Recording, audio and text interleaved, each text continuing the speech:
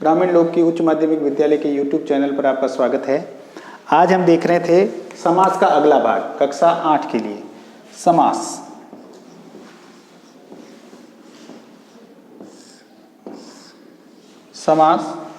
समास के हमारे 4 भाग हो गए। अब हमारा 5वां भाग है। आज 5वें भाग में हम देख रहे हैं द्वंद्व समास। ठीक है, 5वां देख रहे हैं द्वंद्व समास। द्वंद्व समास की परिभाषा। द्वंद्व समास क्या है? द्वंद्व समास में क्या होता है? द्वंद्व समास जो है इसकी परिभाषा, जिस समास में जिस समस्त पद में कोई पद जो है, जिस समस्त पद में दोनों पद प्रधान हो, जिस समस्त पद में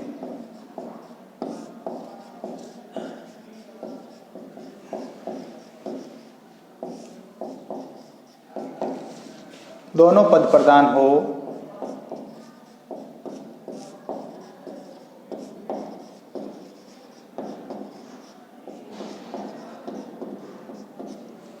दोनों पद प्रधान हो और ये एक योजक चिन्ह द्वारा जोड़ा जाता है। द्वंद्व समास योजक चिन्ह बीच में लगा रहता है। एक इस तरीके का योजक चिन्ह डैश के रूप में आता है, वो लगा रहता है।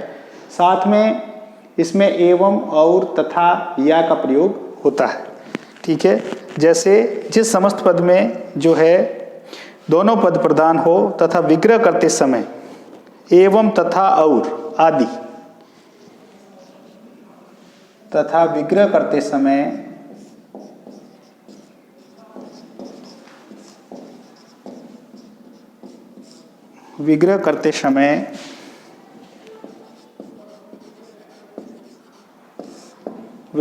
समय जो है, जब हम विग्रह कर रहे हैं तथा विग्रह करते समय एवं तथा और आदि, एवं तथा और आदि, ये जो शब्द है ये बीच में आएंगे। जब हम विग्रह करेंगे तो एवं आएगा तथा भाई बहन, जैसे भाई बहन, भाई और बहन। ठीक है, माता पिता, माता और पिता, इस तरीके से आएंगे, भाई और बहन, माता पिता। तो दोनों जो है पद प्रधान रहते हैं। विग्रह करते समय एवं तथा और आदि लगता है, उसे द्वंद्व समास कहते हैं। आदि लगता है, उसे द्वंद्व समास कहते हैं। उसे द्वंद्व समास कहते हैं।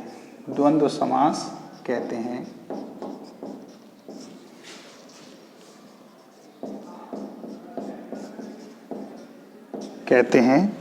ठीक है, ये तो थी द्वंद्व समास की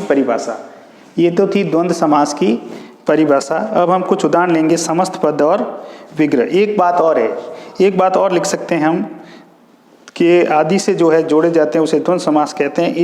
इसमें दोनों पदों के मध्य योजक चिन्ह लगा रहता है। इसमें दोनों पदों के मध्य, लिख लो एक बात, इसमें दोनों पदों के मध्य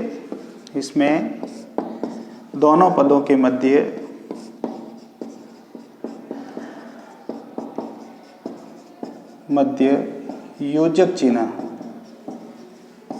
चिन्ह लगा रहता है। योजक चिन्ह लगा रहता है। ठीक है, उदाहरण देखते हैं समस्त पद और विग्रह। समस्त पद और विग्रह, जैसे माता पिता, भाई बहन,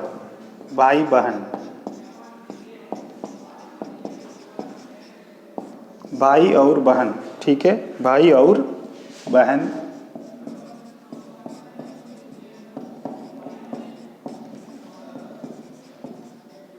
माता पिता।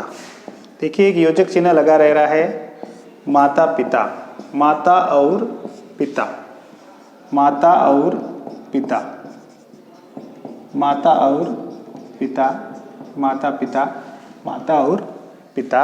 और से जो है, देखिए एक योजक चिन्ह तो ये रहा, और से जो है जुड़े हुए हैं शब्द, और से जुड़े हो रहे हैं माता और पिता। ये द्वंद्व समास की पहचान है। जिस समस्त पद में दोनों पद प्रधान हो, जिस समस्त पद में दोनों पद प्रधान हो द्वंद्व समास में, तथा विग्रह करते समय एवं तथा और आदि लगता है उसे द्वंद्व समास कहते हैं। इसमें दोनों पदों के मध्य योजक चिन्ह लगा रहता है।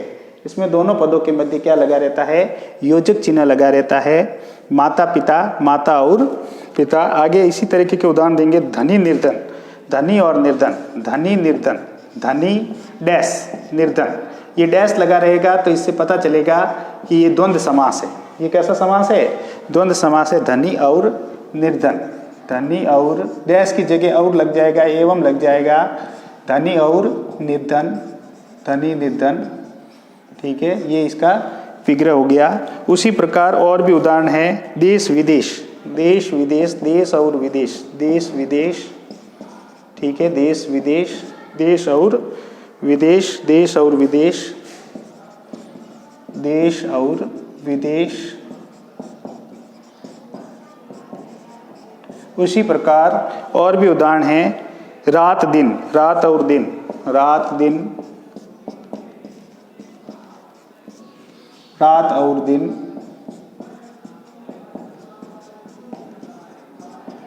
रात और दिन। उसी प्रकार देखिए और भी कई उदाहरण हैं। सुख दुख, सुख और दुख, सुख दुख, सुख दुख, सुख और दुख, सुख और दुख, सुख और दुख, ठीक है। इसी प्रकार देखिए पूर्व पश्चिम, पूर्व और पश्चिम, पूर्व पश्चिम, पूर्व पश्चिम, पूर्व और पश्चिम, पूर्व और पश्चिम, पूर्व और पश्चिम, ठीक है। इसी प्रकार देखिए हार जीत, हार और जीत, हार जीत, हार जीत, हार और जीत।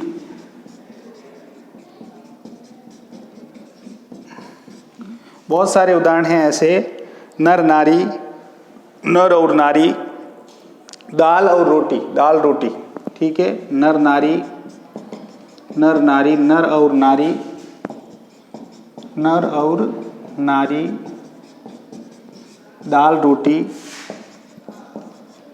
दाल रोटी, दाल और रोटी, दाल और रोटी। जिसमें और जुड़ा हुआ है और परीक्षा में पूछा जाए कि भाई ये कौन सा समास है, जैसे ये लिखा हुआ जाए धनी और निर्धन, तो धनी और निर्धन जो है द्वंद्व समास है। कैसा समास है? द्वंद्व समास। धनी निर्धन लिखा हुआ हो जाए तो हमको विग्रह करना है धनी और निर्धन। इसी प्रकार देखिए और जुड़ा रहेगा, ठीक है। कुछ भी हो, जैसे अब कोई भी दे लो, जैसे जन्म मरण, जन्म और मरण, जन्म मरण, जन्म मरण, जन्म और मरण, जन्म और मरण। बहुत सारे उदाहरण हैं, बहुत से उदाहरण ऐसे पूछे जा सकते हैं, तो इसमें तो कोई पार ही नहीं है, हम फिर भी लिख रहे हैं। हानि और लाभ, हानि लाभ, ठीक है। दाल रोटी के बाद हानि लाभ पूछा जाता है कई बार। हानि लाभ, हानि और लाभ, हानि और लाभ, ठीक है। यह हानि और लाभ हो गया, ठीक है। इसी प्रकार एक आधा और ले लो। अन्न और जल, अन्न जल, अन्न जल ले लेते हैं। अन्न जल, अन्न और जल, अन्न और जल, अन्न और जल, ठीक है।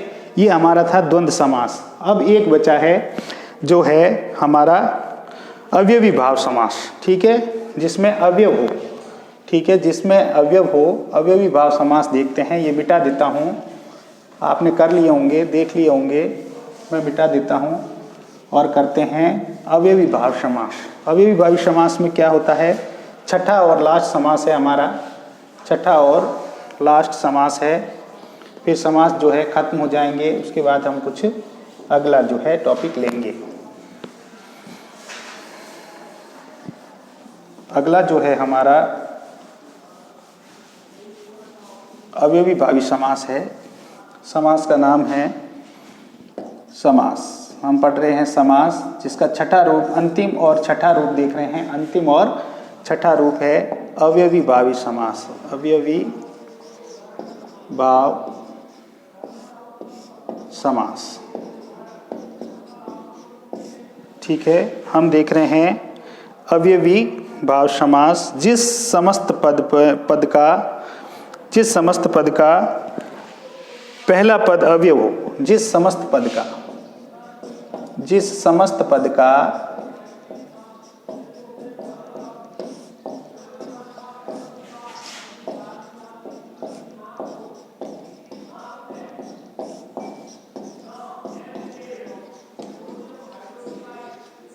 पहला पद अवयव हो, जिस समस्त पद का पहला पद अवयव हो, ठीक है, जिस समस्त पद का पहला पद जो है अवयव हो, पहला पद जो है अवयव हो तथा जिससे समस्त पद ही अवयव बन जाए, तथा जिससे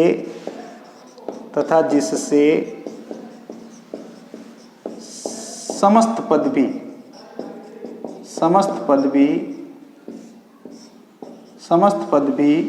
तथा जिससे समस्त पद ही अवयव बन जाए, समस्त पद ही अवयव बन जाए,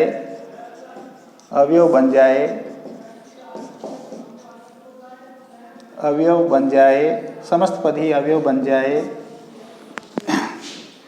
तो देखिए परिभाषा, जिस समस्त पद का पहला पद अवयव हो तथा जिससे समस्त पद ही अवयव बन जाए उसे अवयवी भाव समास कहते हैं। उसे अवयवी भाव समास कहते हैं।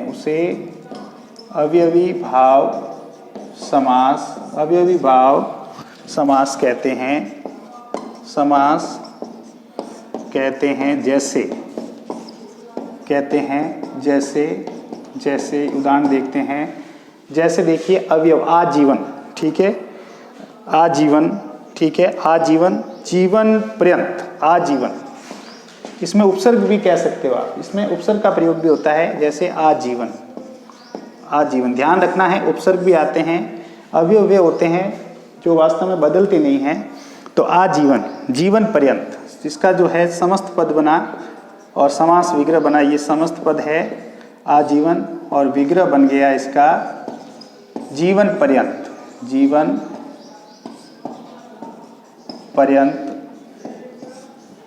इसका जो विग्रह बन गया वो है जीवन पर्यंत, ठीक है, जीवन पर्यंत। उसी प्रकार जो है आजीवन हो गया प्रतिदिन, देखिए प्रति लगा है, ये अवयवी भाव आसानी से पहचाने जा सकते हैं। प्रतिदिन, आजीवन, हाथों हाथ, यानी ऐसे शब्द आएंगे, ठीक है, हाथों हाथ, हाथ ही हाथ में, दिन डैश दिन, ठीक है, अवयव है प्रतिदिन, अवयवी भावी समास है, ठीक है। फिर है यथाशक्ति, शक्ति के अनुसार, तुम्हारी जैसी शक्ति है, यथाशक्ति, शक्ति के अनुसार, यथाशक्ति, शक्ति के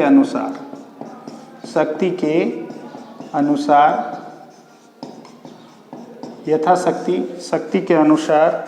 उसी प्रकार आगे देखिए प्रत्येक,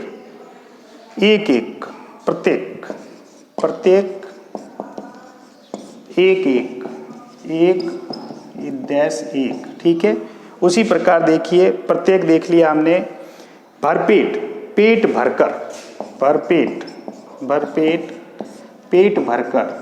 पेट भरकर, ये भी अवयव है, अवयवी भावी समास के उदाहरण देख रहे हैं, जिसमें समस्त पद का पहला पद अवयव हो तथा जिससे समस्त पद ही अवयव बन जाए उसे अवयवी भावी समास कहते हैं। जैसे हमने आजीवन ले लिया, प्रतिदिन ले लिया, यथाशक्ति ले लिया, प्रत्येक ले लिया, भरपेट ले लिया। उसी प्रकार है प्रतिवर्ष, ठीक है, वर्ष,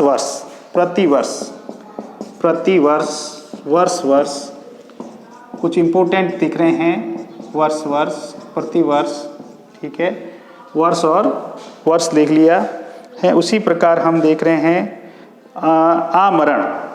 आमरण यानी मरण तक,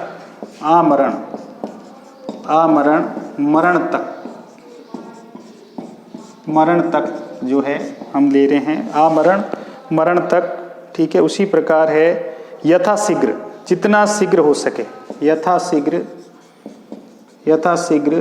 जितना शीघ्र हो सके। यथाशीघ्र का मतलब है जितना शीघ्र हो सके, जितना शीघ्र हो सके आमरण।